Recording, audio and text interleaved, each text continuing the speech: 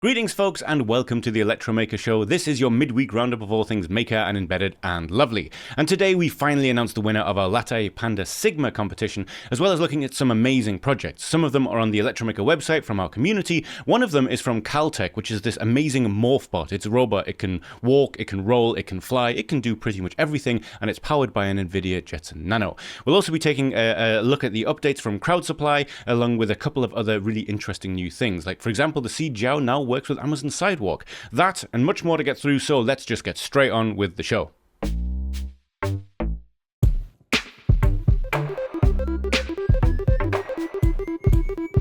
Right at the top of the show, I just wanted to quickly mention that we have a new Electromaker Educator video out there. For those of you that might only tune into the Electromaker show, Robin, our in-house gadget guru, who's been doing these sporadic but very in-depth videos for a while, each going into a different subject with different hardware, and they're somewhat tutorials, but they're also somewhat abstract, so you learn quite a lot in them. As I've mentioned many times before, Robin is actually an engineer, whereas I am just a hobbyist who gets way too enthusiastic in his attic. And this one's really interesting. This is uBlox, and it's MQTT Anywhere, and I'm just going to say right now, go and watch that. It's a fantastic video. I'm going to go into more detail about it in next week's show when I've had a chance to actually go through it myself and really take it in like I would anything else. At the time of filming this has just gone live, so I haven't even had a chance to watch it all myself, but I did sort of know it was coming and do know what it's about. MQTT Anywhere is a really interesting concept, and yeah, when you get to the section with power usage and how much less power it uses than other forms of communication while still remaining secure, that's the bit that's going to blow your mind, I think. Anyway, I'm going to talk about this on next week's show, so I'll go zzz now and just go and watch it. Really cool.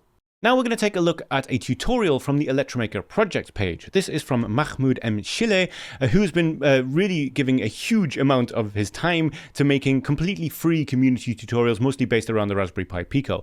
If you have a look at his user page on the Electromaker website, you will find that there is a bunch of fantastic content about the Raspberry Pi Pico here, telling you how to use the Raspberry Pi Pico for a number of things, but also just explaining some things, like, for example, how to create a low-pass filter with MicroPython, how to find heading and angle from an MPU-9250 with a Raspberry Pi Pico W. This one's especially good, by the way, because it doesn't just explain how to do it, but it explains how the magnetometer works and how the calibration can be an issue. I mean, I think the library he uses self-calibrates, and yet he still takes the time to explain how a magnetometer can work in a world full of magnets where it shouldn't.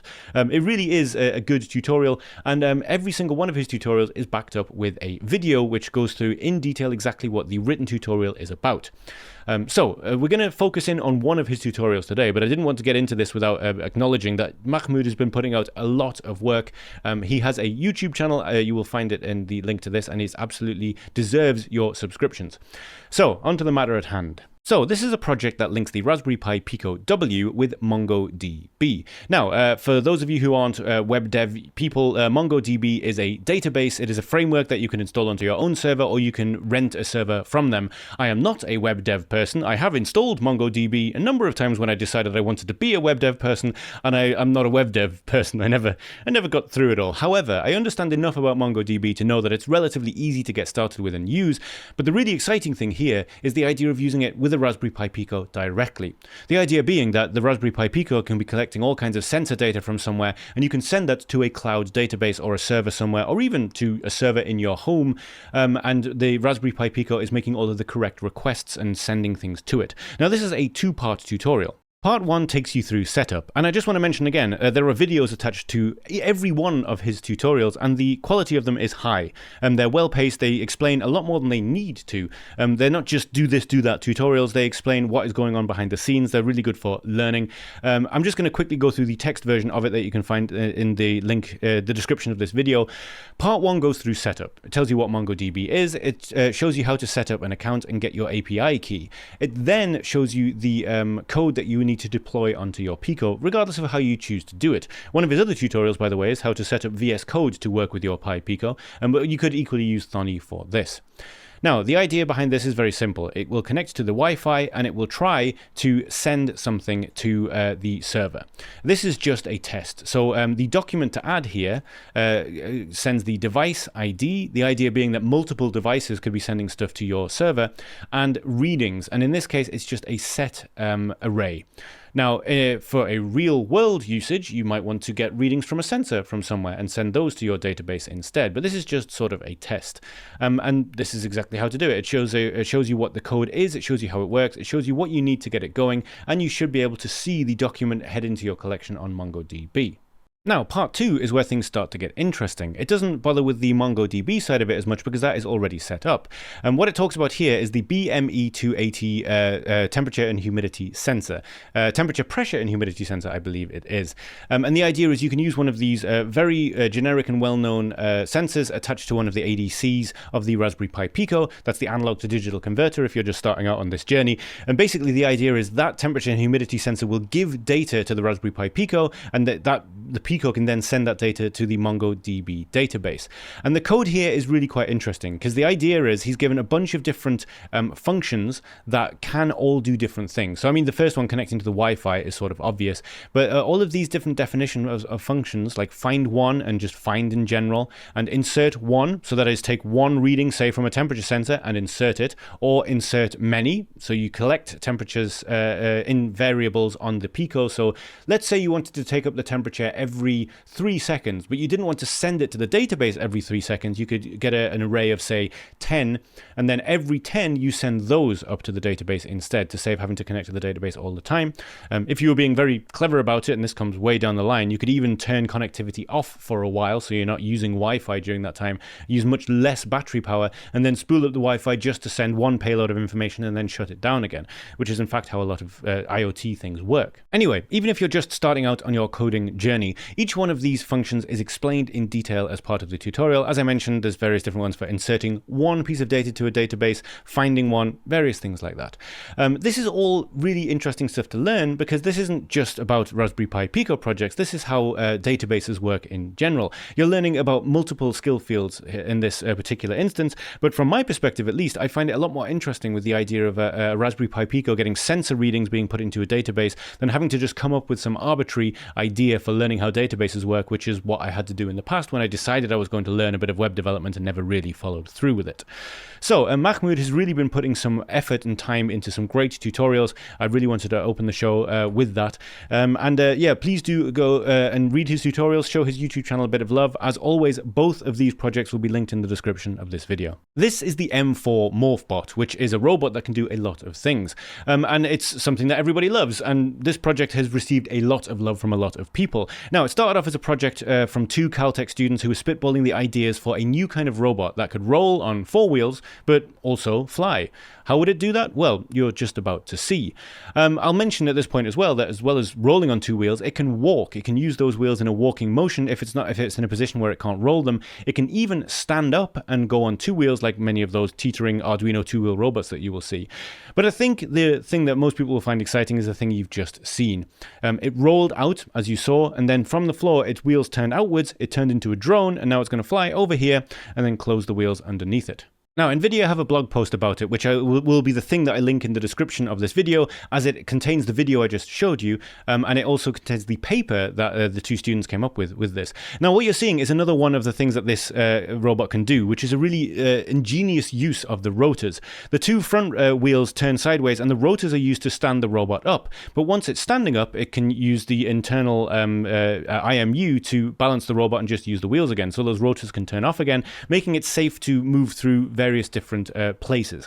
And in case you're wondering, there's a lot of people who are interested in putting this into various places, including potentially Mars. Yeah, NASA is one of the people who has been funding it. Caltech funded its initial research, and NASA in its Jet Propulsion Lab funded its next phase. So yes, it's kind of crazy. This is a thing that has started off as a student project that has been backed by some very serious people. The idea is as well that this could be used in firefighting and in places where, say, buildings have collapsed and all this kind of stuff. Firefighting, search and rescue operations. Yes. I want to talk about this at length, and I simply don't have the time to. So what I'm going to do is say, if you'd like to find out more about what the robot can do, I'd suggest coming to this page. Just in this very first paragraph here, or this Yeah, in the very first paragraph here, the second link is a link to the paper itself. It's on nature.com and it is completely free to read. I haven't read through all of it yet. I've read just a little bit of it. However, the reason that it makes sense to talk about it on this show is that it's an NVIDIA Jetson Nano that is running this thing. And if you know the NVIDIA Jetson line, you will know that the Nano is actually the least powerful out of all of them, which isn't to say that it isn't particularly powerful. So we've talked a lot about the Jetson line, the Xavier and the Xavier NX and the Orin are the new ones, and they're very expensive and very powerful. But the Jetson Nano is no slouch. But the thing that is really interesting about it is the price. This developer kit, which is the system on module and a baseboard with all of the ins and outs that you will need in order to develop with it, is only $186, which means that while there's been a lot of funding put into the research to make this thing work, from a pure parts perspective, if you were to try and come up with something similar, you're not going to be spending the earth on the CPU. Now, good luck in making your own rolling wheels that turn into wings part. That's on you. But the general idea behind this is amazing, because if they do get this thing working the way that they're hoping to, the hardware behind it should theoretically make it possible for it to be affordable for people in places where you wouldn't necessarily get the crazy Boston Dynamic robot dogs and all of the different robots that can go over different kinds of terrain. Now, as I've said, I could talk about this absolutely all day, and I'm going to try not to. Instead, I just want to finally show you this little chart from the paper itself, which shows you everything that it can do. So, it can work as a four-wheeled robot, as you've seen, just rolling along. But it can also do a leg swinging motion, which means it can walk if it gets into a position where the wheels cannot turn. It can also duck down to get as low as possible, so anything that isn't higher than wheel height, it will be able to get through. And then, as mentioned before, it can turn into a drone. It can use the thrust force from the two rotors, as you saw, to stand up, and once it is standing up, it becomes essentially, as I mentioned before, like a standing robot. You can find many Arduino tutorials for how to make a standing robot, and so it doesn't need the rotors, which again, where rotors might be a safety issue, the fact that this has multiple ways of moving is kind of amazing. And of course, all the things that you would imagine it would have on it as well, such as a camera and recording technology, means that if there was a terrible natural disaster where a building collapsed and you needed to get inside and see if there were survivors and then get rescue teams to those people, a highly mobile, cheap to make robot is an amazing idea. And again, NASA funded this. It's not just going to be here on Earth. We're probably going to see one of these things on the surface of Mars. Okay. Enthusiasm time. I have to stop or I'll talk about this for way too much of the show, but as always, the link to the blog will be in the description of this video. I highly recommend going and at very least reading the blog and nerding out like I have, and if you have the time, get the paper downloaded and have a quick look at it. I haven't had the chance to really go through it in detail yet, but all of the code will be available for this, I think. I need to make sure of that, but I'm almost certain it's going to be released on a free license, although, again, don't quote me on that. This is the Seed Studio Xiao NRF52840, and as I mentioned on a show a few weeks ago, I think this is my favorite of the bunch. Now, there are a lot of lovely little Xiao boards, and they all share a few things in common. USB-C connectivity, which makes it very easy to program them and very easy to power them. They have limited pins, but all of the pins they have are usable, and the reason they have limited pins is because they're absolutely tiny. I stick this thing on the end of my finger, and it gives you some idea as to the size of it. This particular variant has the Nordic NRF52840 Bluetooth Low Energy chip on it, which is not a slouch when it comes to a microcontroller either, and it also has some sensing gear on it. It has a little MEMS microphone and a 9-axis IMU, or is it a 6-axis? I'm forgetting now, but that's not the point. The reason I want to talk about it again is because this is also the very first Xiao that is Amazon Sidewalk certified. Now, I'll leave a link to this Seed blog post in the description so you can go through it in detail. All the links I'll be showing you here are from this blog. But in short, the Xiao NRF module has been successfully integrated into the Amazon Sidewalk network. What is the Amazon Sidewalk network? Well, it is their own proprietary IoT communication system. It is low bandwidth, low power, and it already covers a fair bit of the United States of America, which is the only place it is rolled out right now, unfortunately. I'd love to have a little fiddle with it. But yes, as it says here, it creates a low bandwidth network with the help of Sidewalk bridge devices, including select Echo and Ring devices. As always, when it comes to talking about Amazon stuff like this, I do understand that there are various views of the privacy elements of this. All I can say is that Amazon claim that the whole Sidewalk network runs completely separately to anything of yours, and there's no way that that could be breached. Now, make of that what you will. There are many people out there that say there's no such thing as unbreachable, and the whole thing could just be a massive security issue. But yeah, that's a kind of worms we can open another day. In short, this is Amazon's own way of having a network of devices. There are enough Amazon devices out there that they can create their own network that will cover the gaps that say, if you didn't want to have a cellular, maybe you don't have a SIM card coverage in a particular area, or you don't have GPS coverage, or there's no way you're going to be attached to different Wi-Fi things or whatever. One of the things it's touted to be able to do, for example, is give you better Wi-Fi coverage at home.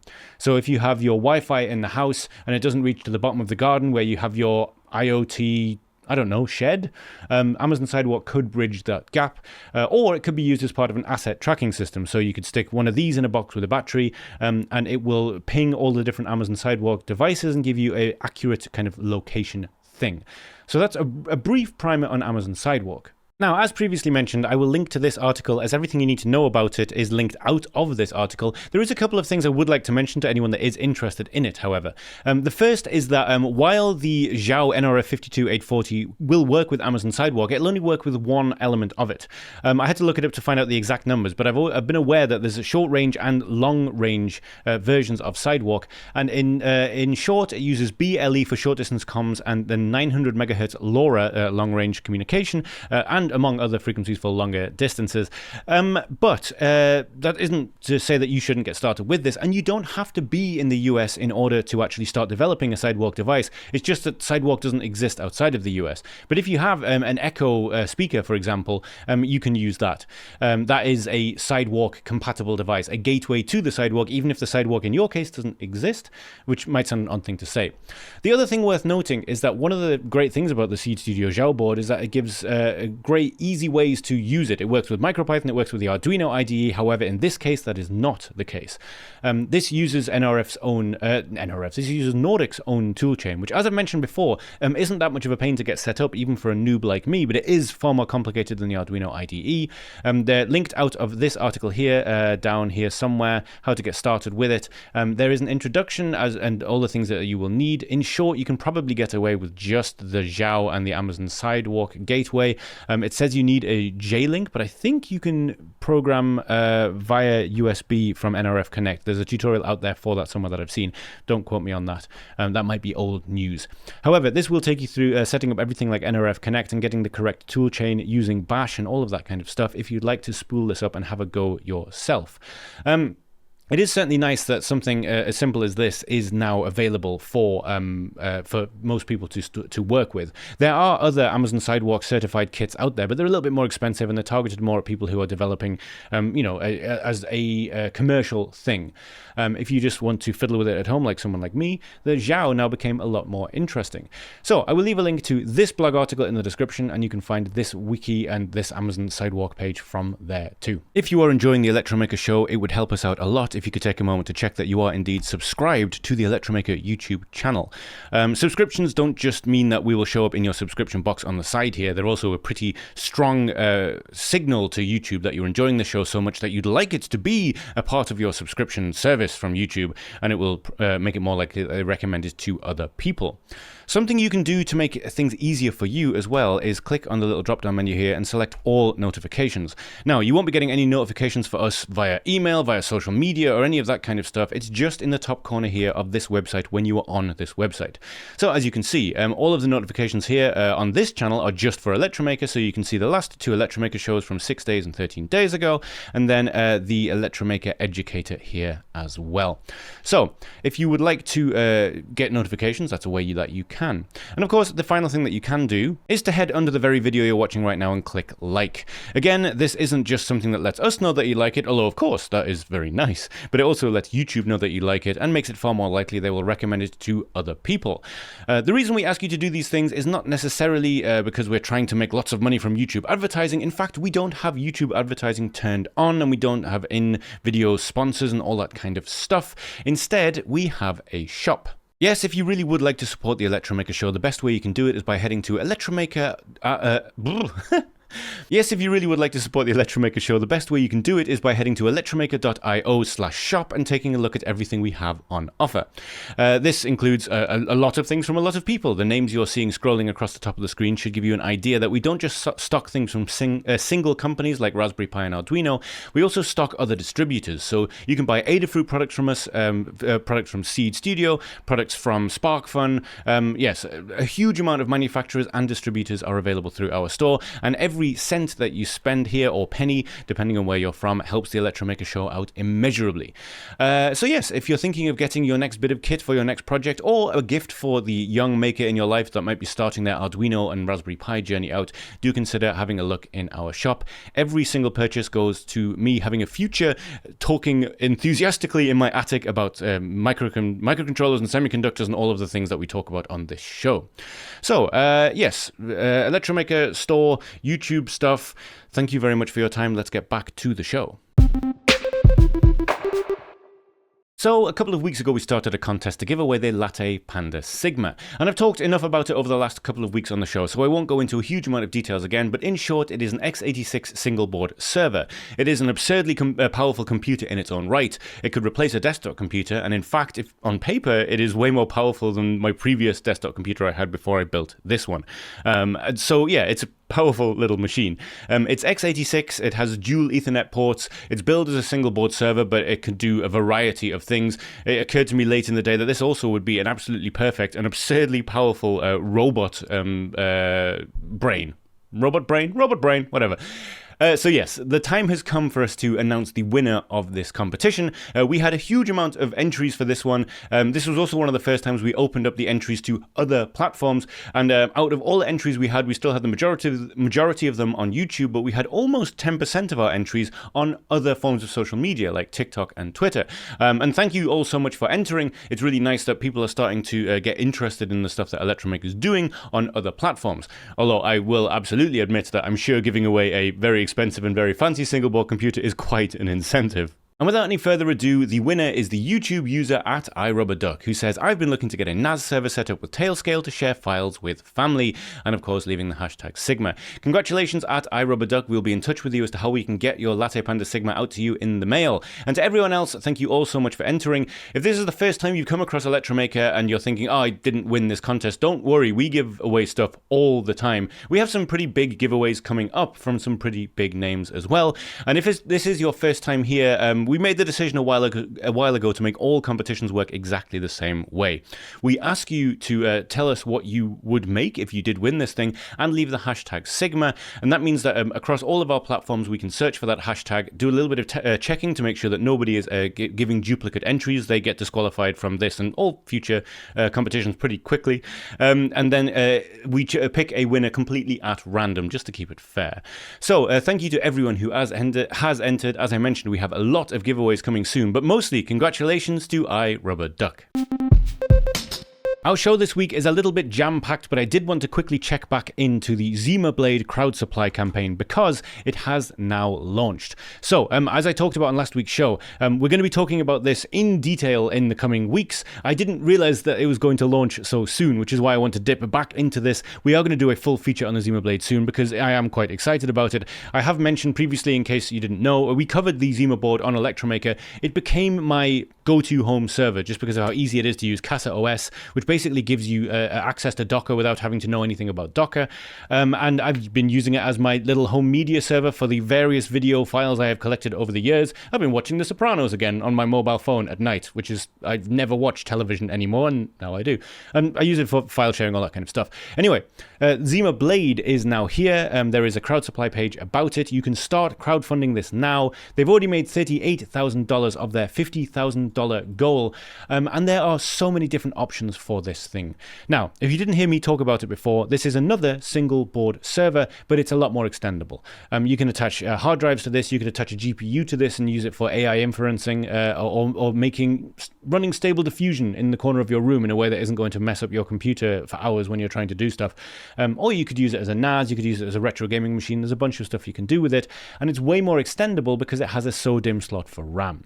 Now, all I'm going to do now is say this page has a lot of stuff that we're going to go through in detail soon when I have the time to really spend time on it. But I wanted to say right now, if you want to get your hands on one of these, you only need to spend $64.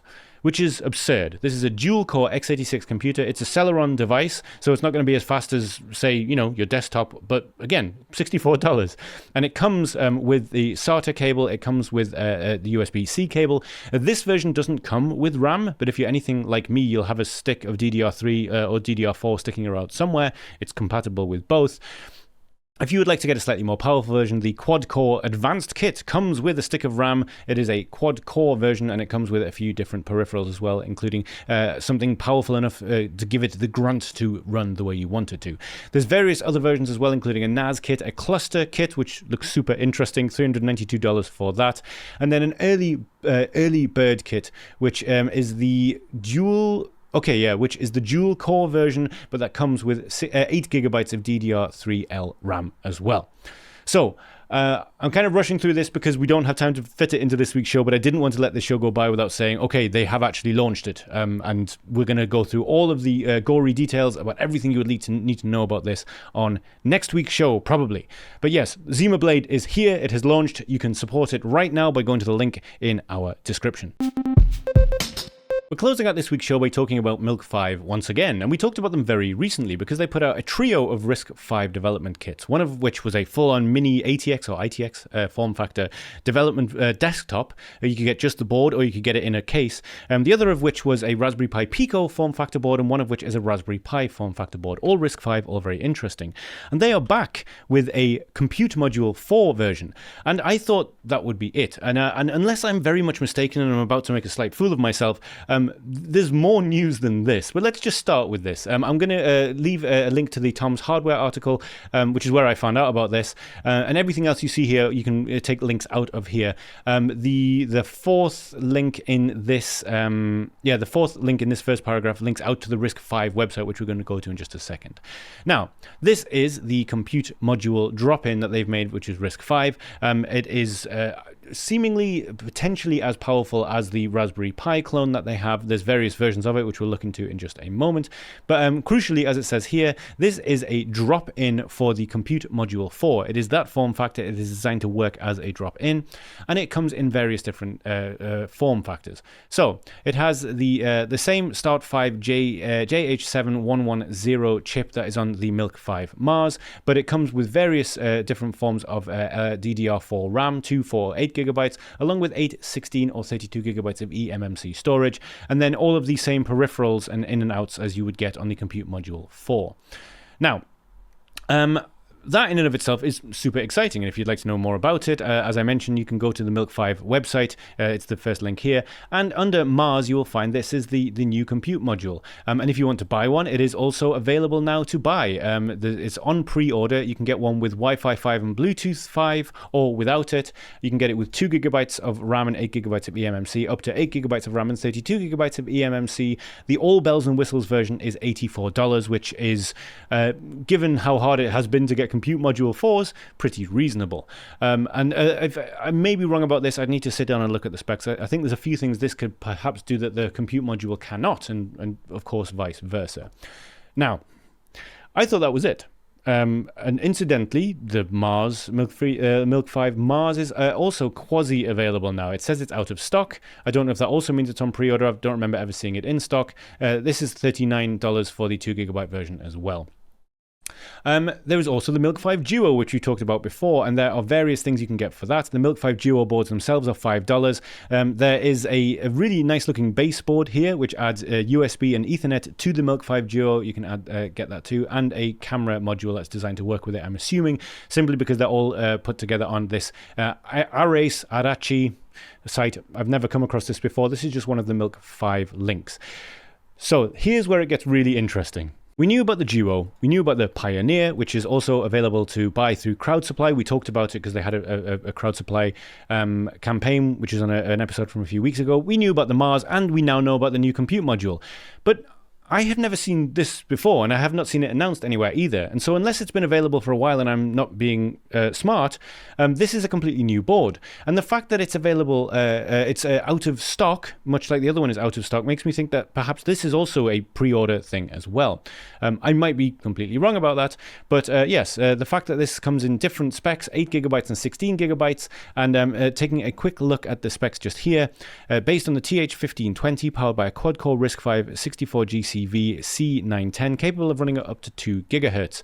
It is a quite powerful looking little single board computer. And judging by the pins here, it kind of reminds me a little bit of the Tinker board, and maybe that's the idea here, is that it's meant to go up against the Asus Tinker board, if that's indeed what it is called. And not just that, there's this. The Vega just suddenly turned up. There's no purchase links for it yet, but this is a compact, low-density box-style, open-source 10 gigabit network switch developed by Milk5 for the next generation of network architecture. Now, unless I'm being silly, these two things did not appear on the website last time I was here. They are also new things. It's very exciting what's going on with Milk5 at the minute. They're really throwing things out at quite a rate. And out of all of these things, the one I was the most interested in was actually the Milk5 Duo, their little Raspberry Pi Pico form factor one. And it is the one that, if I'm not mistaken, is actually available still to buy. In stock, $5. You can buy it from Arachi or Arace.tech, which is a website I do not know anything about. I have already gone through this and taken the gamble to try and get my hands on one of these, because I'm really interested to see what it's like to get started developing with it, given the few extra fancy little things it has on board. But that will be for a future episode. We're short on time as it is, and I just wanted to point out that Milk5 are far from done, and if you want to get your hands on a RISC-V development machine of pretty much any size or type, they're definitely worth a look. Anyhow, this fantastic article from LattePanda on Tom's Hardware you will find in the description of this video.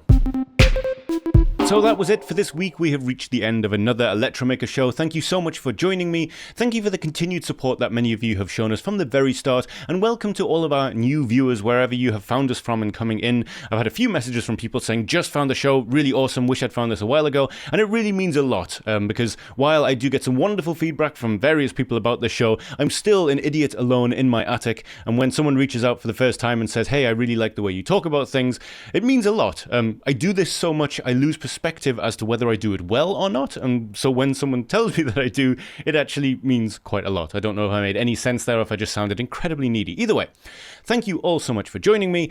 We will be back next week with another show packed with lots of fun and maker and embedded things, new products of the week coming up soon, which of course we will be giving away to all of you, and some kind of exciting things in the pipeline. I don't want to give away too much right now, but I will be getting back to doing a little bit more hands-on tutorial stuff at some point in the not too distant future, and I'm very excited about the hardware and the people involved in that. That's as much of a teaser as I'm willing to give right now, in case some of it doesn't happen or I just don't have the time. Yes, having 2 children and freelance careers, one hell of a time sink. Anyway, thank you all so much for joining me this week. I will be back soon. I hope you're having a fun, safe, and creative week. Take care.